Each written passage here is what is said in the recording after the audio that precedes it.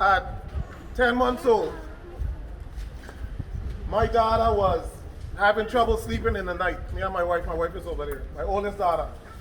Trouble sleeping in the night, she would just be crying. And we would get up, check her pampers, make sure she eats, everything is fine, and then she goes back to lay down and she starts to cry again. And then we realized that her eyes just used to water, tears all the time, and she's not crying, she's smiling, but tears are just coming down her eye, and was like, something is wrong, something is wrong. So we went and we started to run some tests, and I remember the year very well, it was 1992. It was turning out to be one of the best years of my life, because I had just finished building my house, and I just received a master's degree on Sunday. And Monday, we got a call from Puerto Rico with the results, and the doctor said, bring your child to Puerto Rico now. We went to Puerto Rico, and my daughter was diagnosed with neuroblastoma, which is a childhood form of cancer. We immediately carried her to Johns Hopkins on the mainland, and up there, they told us that she had stage 4 neuroblastoma. Told us the survival rate is 10 or 15%, most children don't survive this. And having your first child, I mean, it just literally shattered our lives, literally. And at that point I was like, I didn't even know a 10-month-old get cancer. How does a 10-month-old baby get cancer? You know, they're not exposed to the toxins, they're on breast milk. What were they exposed to that caused them to get cancer? So I'm like, just in a total disbelief. And we started the fight. And I want you guys to support Anais, her mom, everybody that is here that knows somebody that has cancer, support them. Because it's hard for the family to go through.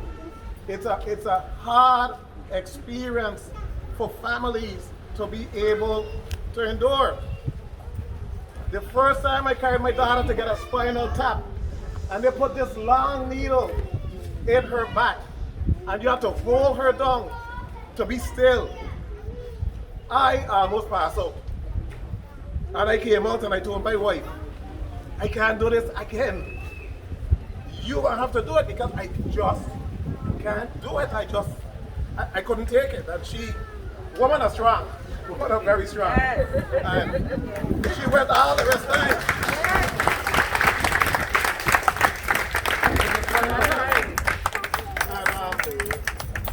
I was strong enough to inject her myself. I used to have to inject her every day with some medication to try to boost back her white blood cells, because the chemotherapy killed everything.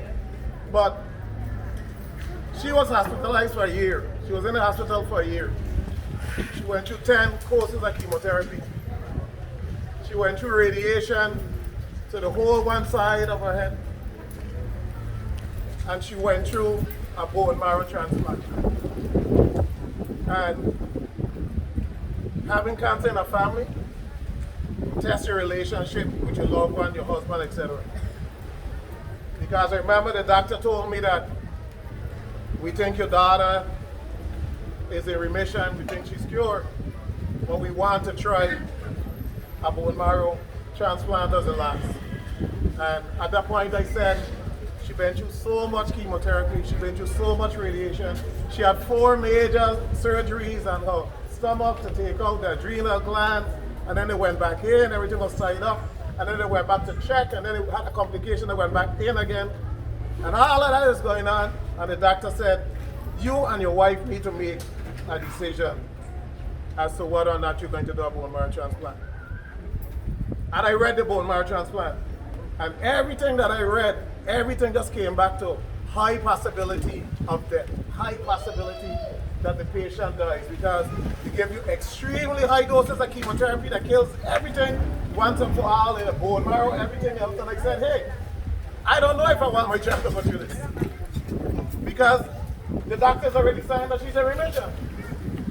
And my wife said, well, I think I wanted to go through it. And we were really, at the end I was like, I don't know. And then I prayed about it and I said, you're going to allow her to go through it, because if God means for her to be here, she's going to be here. And she went through a bone marrow transplant, and it was supposed to take her 2 months to recover. And she recovered in 3 weeks. Fully recovered. My daughter is now 29 years old. She's a civil engineer. She's been working with Turner Construction in Charlotte for the last 6 years. This is beatable.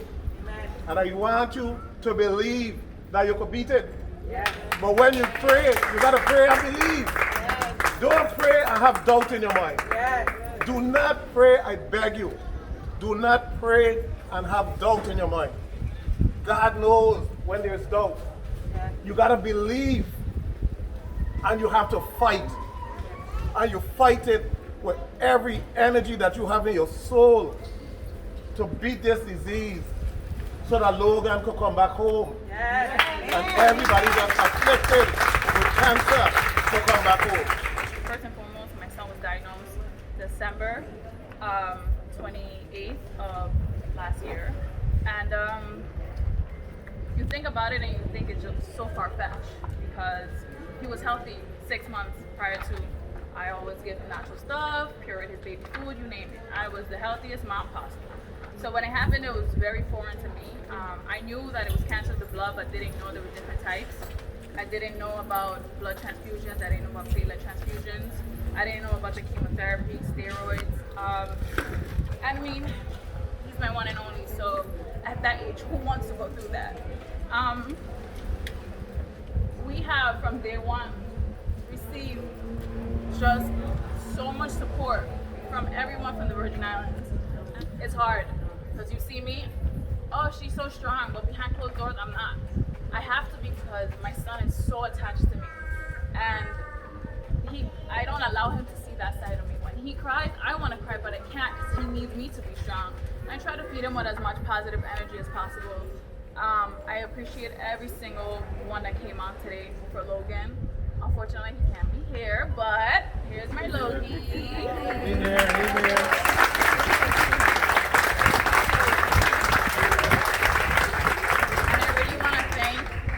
At Joe DiMaggio, because like I said, this was foreign to me, and I'm a really involved mom, so I questioned from day one, what is this, what is that? And the more knowledge you know about what leukemia is, the easier the process is. The more hope you have, the more faith you have. When my son first got his blood transfusion, the same day he got admitted to ICU, I was terrified, I was scared.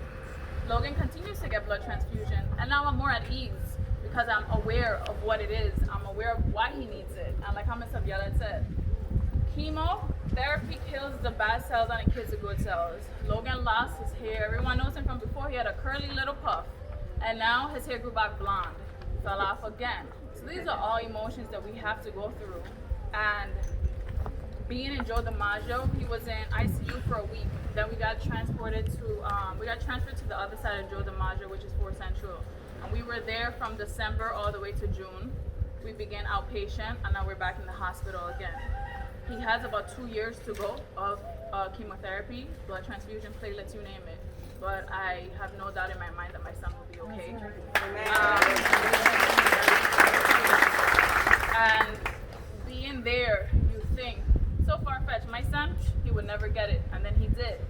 And as I was in that hospital, I made it my business to see who these different families were, to meet them, to learn. And actually, we have Shamaya's aunt, so crazy. Shamaya's mom shared Logan's foundation, and she reached out to me. She says, hey, I'm in the same hospital, I'm from St. Thomas, and you know, that's how I met her. It's just so crazy how when you're in there and you're living through this on a daily, cancer is really like the flu. It's not foreign, it could hit you at any time, any age. Honestly, it just comes so just sporadically. So definitely, Shamaya, we are here for you. Shamaya does have a different kind of, she has AML. It has so many different kind of leukemias. Thank God Logan, you know, out of all the cancers, he had ALL, which is the most common. However, his case was rare because at 7 months, you don't see kids with that kind of cancer. But he did get it. It was rare because Logan came in with a white blood count of 200,000. That means he was loaded of cancer. he was beyond anemic, and they told me had I not bring my son in that night, his organs would have failed on him and he would have passed. And I was about 2 seconds from not taking him in, and just because that same night he took a bottle, and I told my mom, he seems like he's fine, I'll take him home. She was persistent and said, Anna, take him into the hospital. I said, okay. Mind you, I was already in the parking lot, and I listened to my intuition and I took him in. But they told me as he got to ICU, they started blood transfusion, platelet transfusion. His blood was so thick, they couldn't get it out. For any testing, they had to call a specialist to go in his groin and pull it out. The doctor told me I had to go deeper than I usually do. Your baby would have passed had you took him home. Who would have thought? Prior to that, my son was absolutely fine. The week of, he was fine. So like I said, bring more awareness to this is what the Logan Foundation, the Logan Miracle Foundation is all about. And I promise you, that is my duty to bring more awareness to this entire thing. And this is just the beginning of it. So I really want to thank everybody for coming out and supporting baby Logan and everyone else that's going through this. Thank you. You know, when Monique asked me to share my story, my son's story, because it's not, a lot of people in the Virgin Islands don't know about it. It's not that I don't want to bring it up there, it's just, I feel like I don't have as much strength as Anais because this.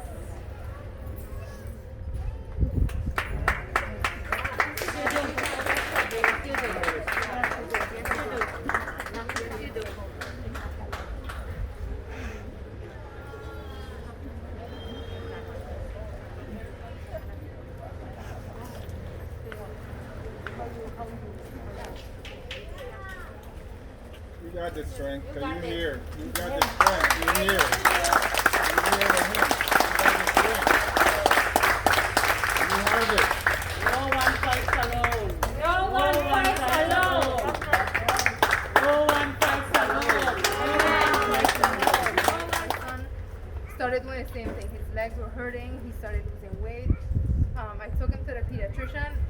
They said, you know, it could be going through pains. That's normal around his age, you know, but I insisted I needed blood work. I needed more. So I got an x-ray done. I got blood work done. The hospital told me he was just anemic. So I got a second opinion. I went to the lab. They found out the pediatrician actually called me, and at this point I was actually 7 months pregnant, and I had a 3-year-old daughter, as well as he was 5 years old. So this was just a lot of me. The pediatrician called me in for the results, and she asked me, you know, did you have a dream? Like, how did you know? So I was asking her, like, how did I know what? And at this point, you know, I knew my son had cancer because I explained to her I wanted these tests done because I think he has some form of cancer. I wanted every form of cancer tested, you know, tested on him. And, you know, she was asking me, did you have a dream? You know, why did you ask me to give me these referrals to go get a test done? And she told me that at that point, you know, he had cancer. I don't know exactly what she said at that point. I just blacked out. So this was January 22nd, 2019. January 23rd, we were on a flight to Nicholas Children's in Miami's hospital, where he was diagnosed with acute lymphoblastic leukemia. The doctors there, you know, they said I actually caught it early, so he was able to get through. He was in remission a month after his chemotherapy. He's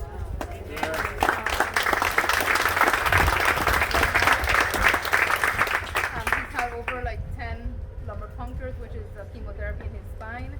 He's had blood transfusion. He's had a cord inserted in his chest, which he still has. But right now he's been doing good. He's been taking chemo every 4 weeks, and we just got the news that since he's been doing so good, they did some testing, and he's able to take chemotherapy every 3 months now. He's